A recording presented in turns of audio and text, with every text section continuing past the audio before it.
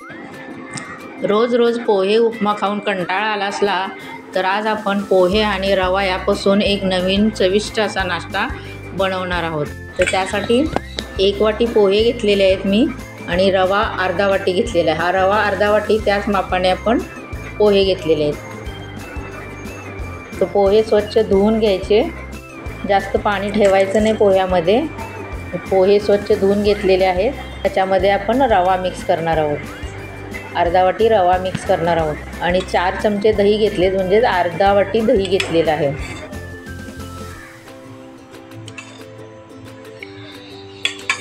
हे दही पण आपण त्याच्यामध्ये मिक्स करणार आहोत आणि एक 10 मिनिटं तरी आपण झाकण ठेवून बाजूला ठेवूया। आता 10 मिनिटं झालेले आहेत, आपण उघडून बघूया। आपण रवा घातला होता, हा रवा भिजलेला आहे याच्यामध्ये पोह्यामध्ये।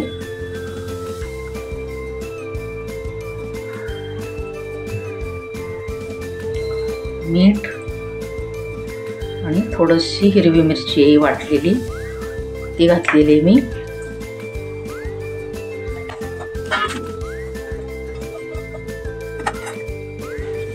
आता हे सगळं मिक्स करून घ्यायचं।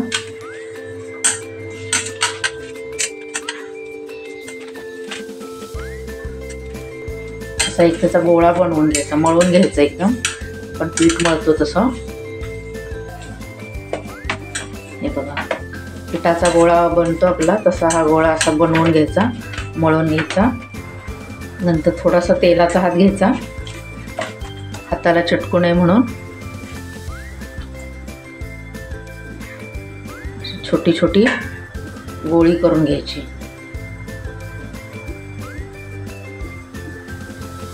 छोट्या छोट्या इडल्या असतात ना, तसा आकार द्यायचा, जास्त जाड ठेवायचा नाही। करायला खूप सोपी आहे, रोज रोज पोहे खाण्यापेक्षा हे नवीन प्रकार करून एकदा तुम्ही बघा, तुम्हाला नक्की आवडेल आणि पटकन होतो।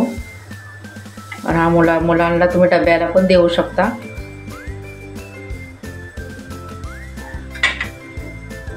हे बघा, हे असे गोळे करून घ्यायचे सगळे। हे बघा, मी सगळे करून घेतलेले। आता हे आपण वाफवून घ्यायचे। मी इथं वाफवायसाठी चाळणी ठेवलेली आहे, त्याच्यामध्ये असे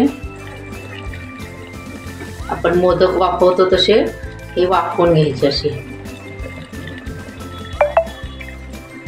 खायला पण खूप टेस्टी लागतं ते।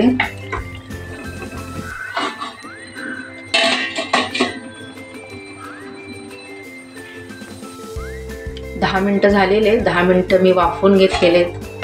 आता हे वाफवून झालेले आहेत, आता हे पूर्णपणे थंड करून घ्यायचं। एक छोटा चमचा तेल घेतलेलं आहे, त्याच्यामध्ये आपण राई घालूया, कढीपत्ता,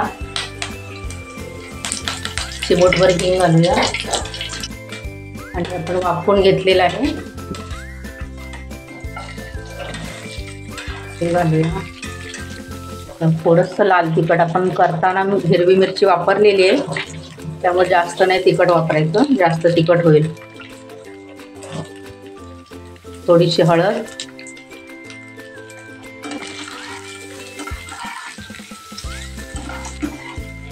परतून घ्यायचं। हे न परतता सुद्धा खूप टेस्टी लागतं, तसंच तुम्ही चटणीवर सॉस बरोबर खाऊ शकता। आणखीन तुम्हाला टेस्टी हवं असलं तर हे असं थोड्याशा तेलामध्ये तुम्ही परतून घेऊन खाऊ शकता। हे बघा, आपलं आता हे तयार आहे नाश्ता। हा तुम्ही डब्याला पण देऊ शकता। तर ही माझी रेसिपी तुम्हाला आवडली असल्यास लाईक करा, शेअर करा, सबस्क्राईब करा। धन्यवाद। थोडीशी कोथिंबीर घालूया वरून।